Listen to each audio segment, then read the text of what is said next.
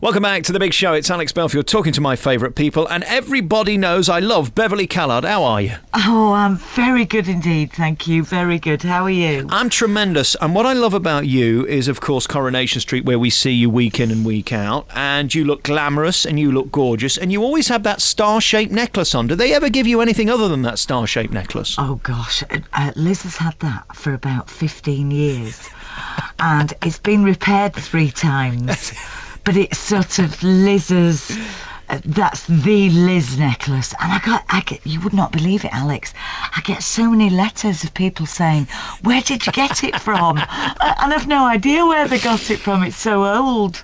My favourite thing was when you got married, and I nearly fell off my chair when they said, do you, Elizabeth Jane McDonald, take... I know, it's scary, isn't it? I'd love Coronation Street for that, though, because it will play with names and things that are happening, and it doesn't take itself too seriously, does it? Well, do you know what? In the very beginning, Liz was called, this is sort of in the first couple of months, 21 years ago, she was called Elizabeth Theresa McDonald. Right. And then they suddenly realised that Bet Lynch was called Elizabeth Theresa Lynch. So they changed it. So it was suddenly, instead of Elizabeth Theresa, it was Elizabeth Jane. But somebody must have been watching Loose Women to see the Lady Jane McDonald to think that that was funny. There's got to be a double gag in there, hasn't there? No, it came way before that. Really? Yeah, way before that. So I think she must have copied me. Oh, well, there you go then. That'll be what it is. And the irony, of course, about you being Jane McDonald on the TV is that you're now sat in her chair on Loose Women. How's that going? I know, it's spooky, isn't it? Well, to be honest, they'd asked me to be a guest on it for years, and even though I loved watching it, I always said no because I was so scared I'd give too much of myself away, because I used to be such a private person. But then sort of, it's irony, I suppose, and maybe fate. A couple of years ago, I won't bore you with it, but I was ill in February of last year of 2009, and afterwards I sort of talked about it. I did my life story, if you like, and to be honest, everything's out in the open, and I just thought, oh well, I've done it now, it's all there. And then they asked me to do Loose Women, and it was about 3 or 4 months ago now, the first time I did it. Oh, Alex, I was absolutely terrified. Yeah. I was so scared of saying a swear word. Yeah. And you think, oh God, I've got to be so careful what I say. Now I don't care, I just love it. They do lure you into a false sense of security with that show, because you feel like it's just you and the girls nattering, and you forget that there's 3 million people watching. You do, you feel as though it's just the 4 of you who are taking part that day, and the audience. And even though the audience are very close to you, they just feel as though, well, when you're on there, you just feel as though they're part of it, because as soon as the interval comes on, we chat to the audience and tell them jokes, and we do all this, and they ask us questions, and we just have a chat, and the audience is mainly women anyway, and we all just have a chat together, and so it's so easy to say the wrong thing. Yeah. But I'm really enjoying it. I've just come back. I came back on the train in the snow last night from doing it yesterday. Are there certain casts that you enjoy more than others? If you see Carol sat next to you, for example, does that always lift the show? I love her. To be honest, we've not been on the panel that much together, but it's great because on certain subjects we think alike, and on other subjects we're complete opposites. So it's fantastic, and we're both very outspoken. So you just go for it and you say what you really feel, you know.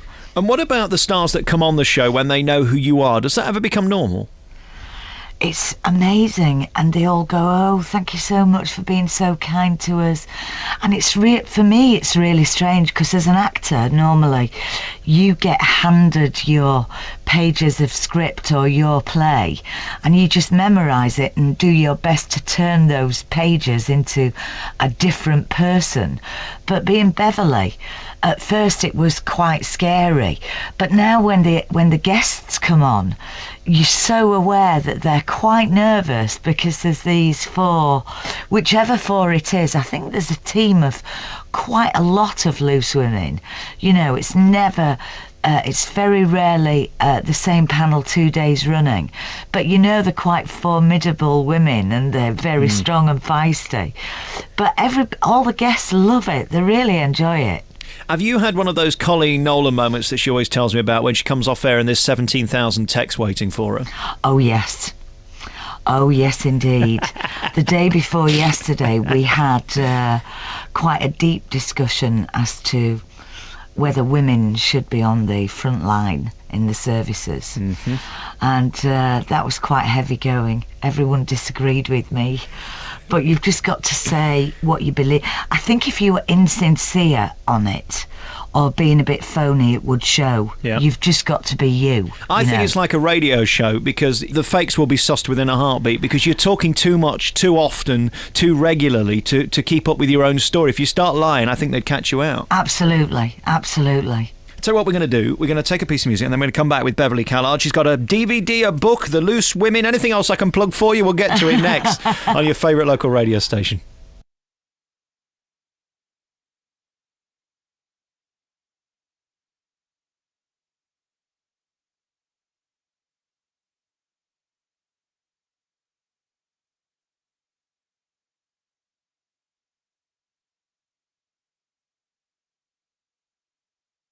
We're back on The Big Show. It's Alex Belfield talking to Beverley Callard. Of course, her new book's now out in paperback and a DVD's coming out soon. I'll tell you about that in a bit. The years that we have to talk about, of course, are the Coronation Street years, because that's when everybody fell in love with you and still do. Although I don't see you on much now. Have you gone, or are you still there? No, I took a vacation, sort of extended vacation, because I got married 4 weeks ago. So in real life, not Liz, Yes. as Beverley. And so I took some sort of all the time that was owed to me, I took in one great big chunk. But I have actually handed my notice in the summer, and massive decision. I've done it once before. I did 10 years and then I left because I wanted to go back on stage again. And then I've just done it again. I've been in it 21 years, 21 and a half years. Wow. And I'm going to go back on stage again next year, but I'm going to keep on working, but maybe not to quite the relentless schedule. But I've still got a massive exit to film. They were really kind to me and they understood, and they don't want to lose Liz forever. And so I said, do you think you'll put Liz under the tram and kill her? And they said, no, we're not going to do that. We want Liz to come back again. So I'm not saying I'll never play her again, because I do love playing her, but there's just other parts I'd quite like to play before I get too old. It's very difficult. I see the dilemma you have. I mean, you've become an icon of the show, and frankly, we need more like you, more characters. I say it out loud all the time that Norris is always my favourite. I just think the characters are always brilliant. You're one of them. You're the people we remember. Equally, though, it becomes a bit like Groundhog Day, doesn't it? Turning up at that Granada and having to churn it out, and it's a proper job. It's not showbiz. Absolutely. It's really not showbiz. It's a wonderful job, and I thank God every day I get paid for something that I love doing, because I know many people don't, and I do appreciate it, and I'm very grateful. But to be an actor, you do want to play other parts as well. And as I say, I'm not saying I'll never play Liz again. And The Exit is amazing. It goes on for quite a long time. I go back in the new year, and it's really fantastic. Lots of comedy, but lots of high drama as well. But the schedule at Coronation Street and EastEnders the same is relentless. We are there, certainly at the moment, it's been 6 days a week, 15-hour days. And when you set your alarm for 5 o'clock in the morning, you do think, yeah. I actually can't find my eyes to paint all that hideous eye makeup on, never mind anything else. Also, is it kind of frustrating that you're one of the biggest stars in the country at that point while you're on the soap and you're earning good money, but you haven't any time to spend it or enjoy it because you've got to keep filming to keep the stardom that you've got? Literally, when you're in a big storyline, you have no life whatsoever. The street has to take over everything. And I think that was one of the biggest reasons. You know, John and I have been together 8 years, and he proposed to me in May. and he said, we need some time for us. And so that was one of the biggest factors, because of course you finish work and you could have another 30 pages to memorize for the next morning, and so it will be nice to actually learn a script and finish learning it and then just go on stage knowing you know it, rather. But as I say, I love both. I love everything. Is it strange waking up in a morning? I spoke to Bill Tarmy a few weeks ago because he's just left the soap, Jack Duckworth, and he's just so brilliant. And he said the hardest thing for him is waking up in the morning and not having something to do. Well, to be honest, I've not got to that stage yet. I'm literally, I still teach 3 fitness classes a week. Yesterday, this is just an example, I was up at 6, went to do loose swimming, then came back to Manchester on the train, taught a fitness class at 7:30 till about 8:45, got home about 9:20. Today I've got a day off, but I'm doing 4 interviews, so it's like that. To be honest, I'm not very good at doing nothing. Well, I was just going to say, what's the point of leaving Coronation Street to open up your schedule and then filling it with everything else that you've got to do anyway? I know, but it's just so exciting doing lots of different things, Right. Is the camaraderie as good as they say it is at Coronation Street? Because I haven't had one actor tell me that it's bitchy and all of that stuff. I'm sure there are creative pressures and all of that kind of thing, but is it so intimate that if you didn't get on, it would just all fall apart? Absolutely, it really is like that. And occasionally, I can honestly say, I'm very lucky. No matter what programme I've been in or what play, I've always had great members of cast, but I can honestly say, if we did, I think if any actors arrived in Coronation Street who were divas or who were a bit lovey-lovey and precious, they wouldn't last very long. You're there for so many hours and you just get to know each other. Certainly the people who you work a lot with, like, my best friend in the whole world is Simon Gregson and his new wife. They've just got married as well. Yep. Emma. John and I introduced them. Charlie Lawson, who played Jim, is one of my best friends. You couldn't do it, really, if you didn't get on, I don't think. And you just somehow, it all slots in. Yep. And even if you don't see each other for about 4 or 5 days, which you can go for months in that show without seeing certain members of the cast, we ring each other up and say, "How are you doing? Where have you been? What's going on?" I read in the papers a few weeks ago that you were upset because his wedding, he was upset with you because of your wedding and all of this. Is that really hurtful when you can't control it and it's clearly nonsense? Yeah, it was rubbish, but it did stem from the fact that Simon and Emma couldn't come to our wedding because last year they planned this certain weekend with the boys, and then I was really torn because Simon's wedding was the day we filmed Children in Need for the Queen in the Queen Vic, where Liz turned out to be Kat's mum. And so you so don't want to say no to that because it's shooting another piece of history. But Simon understood perfectly, but then people made it, "Oh no, listen, we're at a party on Saturday night." Denise Welsh, who's on Loose Women? Yes, I know Denise, yes. Well, Denise is one of my best friends. She was one of my bridesmaids, and it was her ball on Saturday. And we went along there with Simon and Emma, and unfortunately, we all got very drunk. Really? Oh my goodness, yes. It was a 5 o'clock in the morning job and it went, but again I didn't finish work till 11 o'clock at night. Got to the ball at 11:30. Listen, by 1:30, oh gosh, we were partying. And my new husband and Simon Gregson were doing the splits to great balls of fire. Once again, it happens often, unfortunately. Yeah, never a more appropriate song either, is there, really? Oh gosh, Emma and I just stand there and we just think, oh, let's have another drink because there's no way we're going to be able to stop them. Hey, listen, let's take a final piece of music and we'll come back with our remaining moments with one of my favourite people, Beverley Callard, always a great guest and a lovely lady to talk to. Her new DVD's out now, her book's out as well, and of course Loose Women on the telly weekdays from 12:30.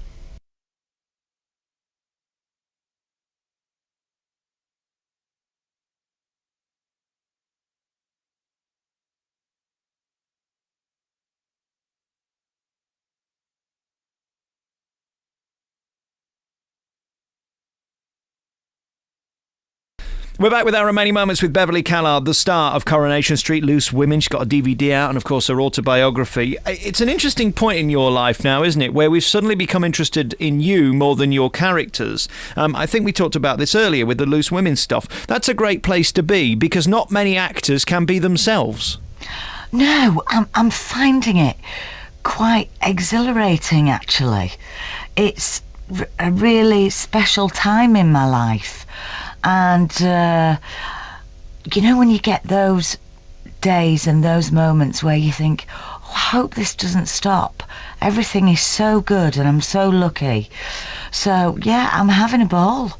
It doesn't seem like there's any facade or act. Do you actually enjoy just being who you are and letting people join the party if they're interested?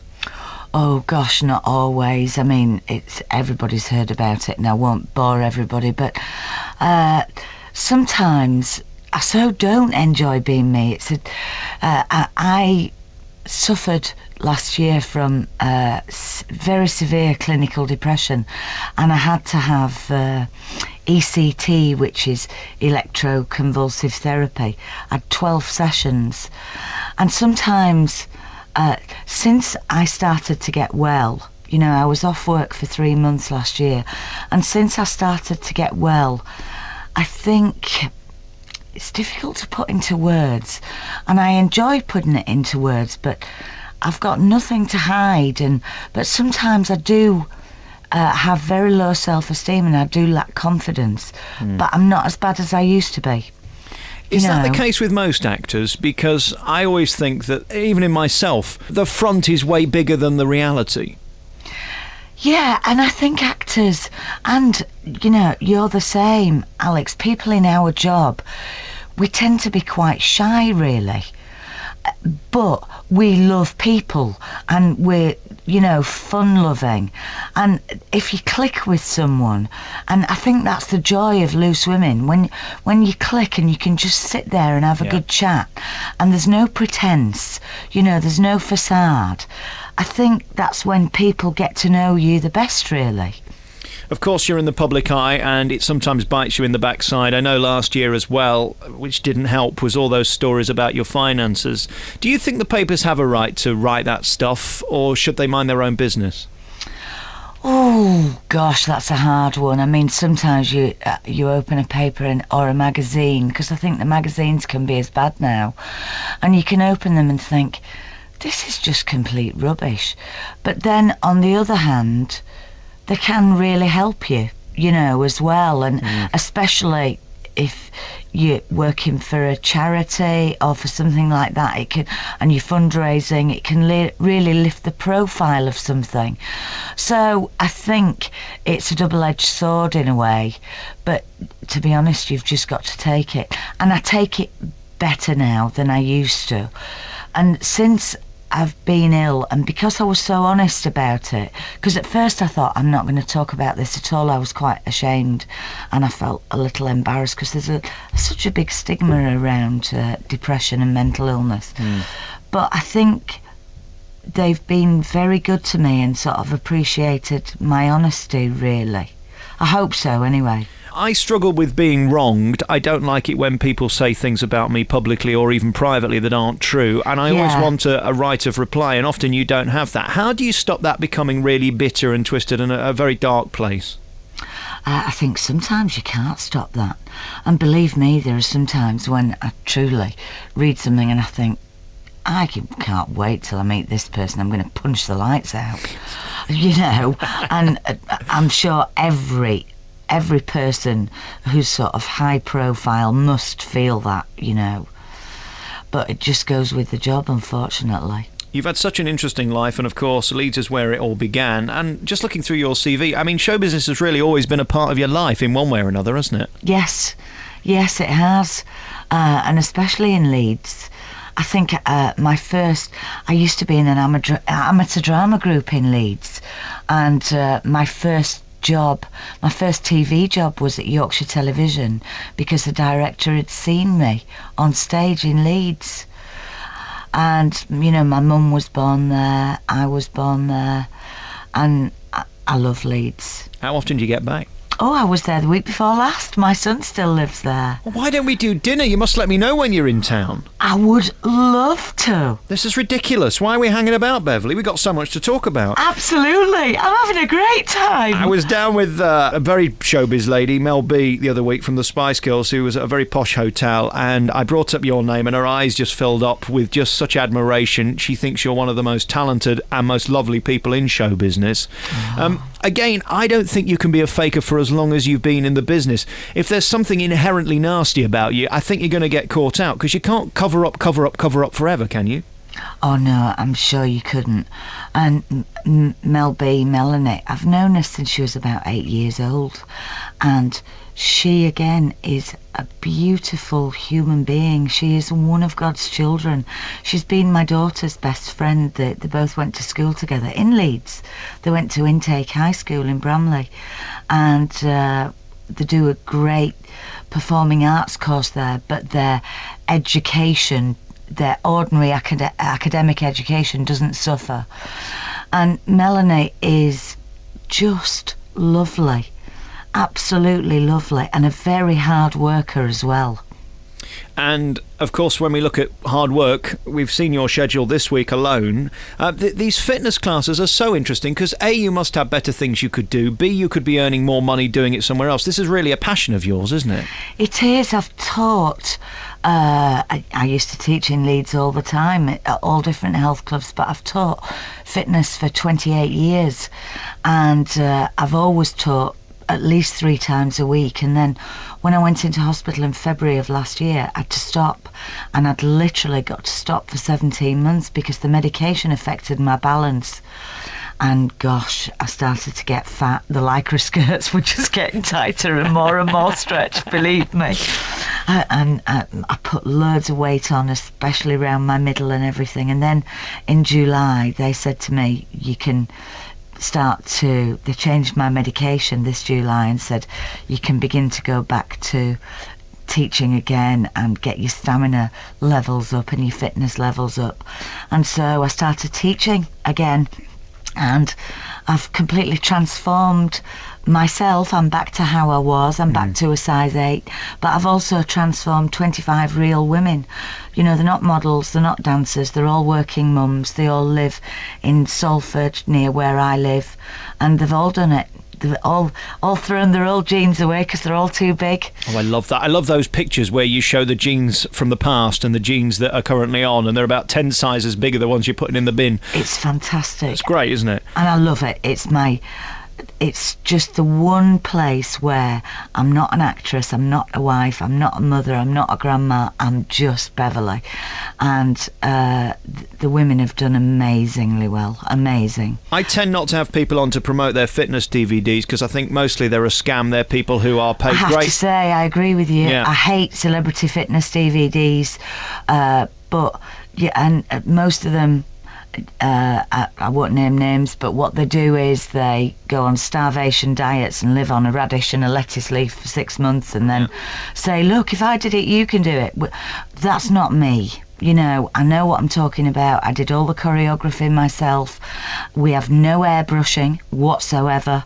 There's no tricks. You see them filmed at the beginning and you see them at the end. And listen, if I can do it, anybody can do it. Well, I need your help, Beverley, because the truth is I've got the man boobs and the bingo wings and it's not going so well. I'm going to come to one of your classes. I wish you would. Oh, I'd love it. I wish you would. You should maybe, I don't know, get some of your listeners to run a competition and they can come along. Beverley Callard's new DVD is coming out in the new year, and it is a true inspiration to see a lady who isn't just taking the money and running. She actually does this for a living, and it's her proper job. I mean, really, the telly and the loose women and the corros just filling in while you've got a bit of time on your hands, isn't it? Absolutely. Hey, listen, your book is tremendous. I haven't got to the end of it, but it really was so honest and real and incredibly uncomfortable in places. You're almost too honest for your own good. And I tell you, the other person I said that to this year was Denise Walsh. Her book's the same. I mean, just brutally honest. Absolutely.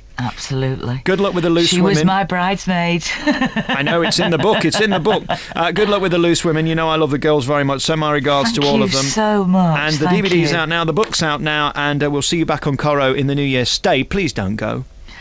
Oh, I'm sorry, I've made up my mind. That's it. None of your nonsense. Beverley Callard, thanks for joining us. Oh, Alex, thank you. Thank you. It's been a great pleasure.